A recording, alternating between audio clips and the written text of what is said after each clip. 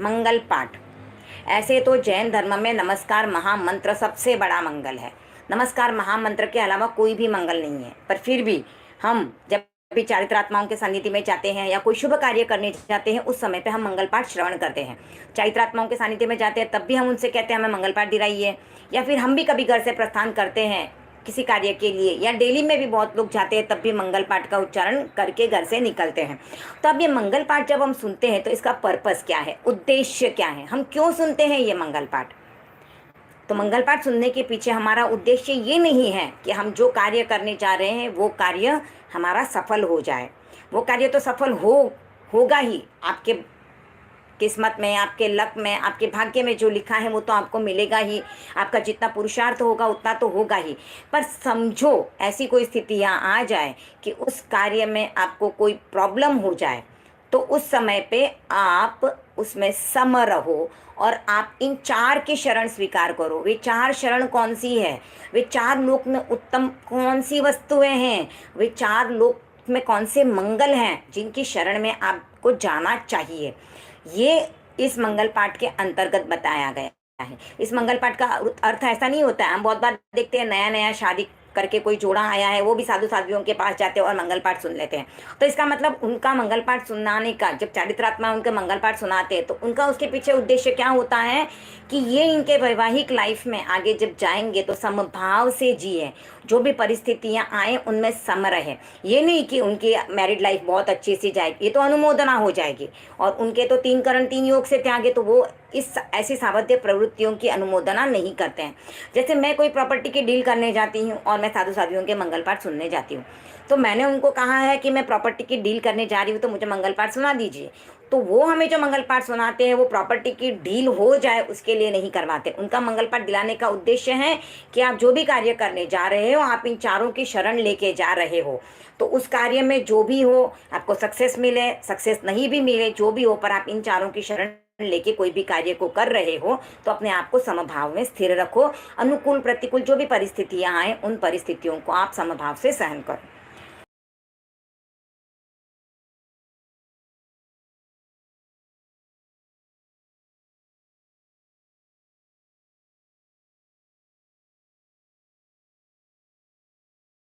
चत्तारि मंगलम, अर्हंता मंगलम, सिद्धा मंगलम, साहू मंगलम, केवली पन्नत्तो धम्मो मंगलम।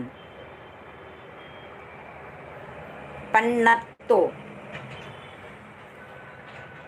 चत्तारि लघुत्तमा, अर्हंता लघुत्तमा, सिद्धा लघुत्तमा, साहू लघुत्तमा, केवली पन्नत्तो धम्मो लघुत्तमो। चत्तारि शरणं पवज्जामि, अर्हन्ते शरणं पवज्जामि, सिद्धे शरणं पवज्जामि, साहू शरणं पवज्जामि, केवली पन्नत्तं धम्मं शरणं पवज्जामि। इसका अर्थ जानेंगे। चत्तारि मंगलम यानी इस लोक में सिर्फ 4 मंगल है। तो 4 मंगल कौन से? अर्हंता मंगलम, सिद्धा मंगलम, साहू मंगलम, केवली पन्नत्तो धम्मो मंगलम। ये 4 मंगल है।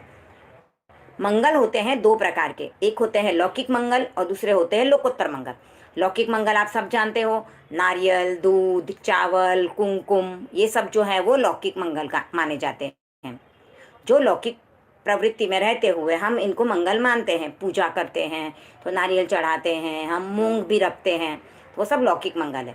लोकोत्तर मंगल सिर्फ ये 4 हैं, अर्हंत, सिद्ध, साधु और केवली पन्नत्तो धम्मो, यानी केवली प्रज्ञप्त धर्म, केवली भाषित धर्म, केवलियों ने जिस धर्म की प्ररूपणा की है वो धर्म। अब केवली कौन से? तो 24 तीर्थंकर। ऐसे तो केवली बहुत है, क्योंकि भगवान महावीर के समय पे 700 साधु केवल ज्ञानी हुए थे, लेकिन तीर्थंकर सिर्फ भगवान महावीर थे। तो यहाँ पे जो केवली प्रज्ञप्त धर्म की बात की है, वो तीर्थंकरों ने जिस धर्म को भाषित किया है, जिसका प्रवचन दिया था, उस धर्म की बात हो रही है। तो ये 4 मंगल है।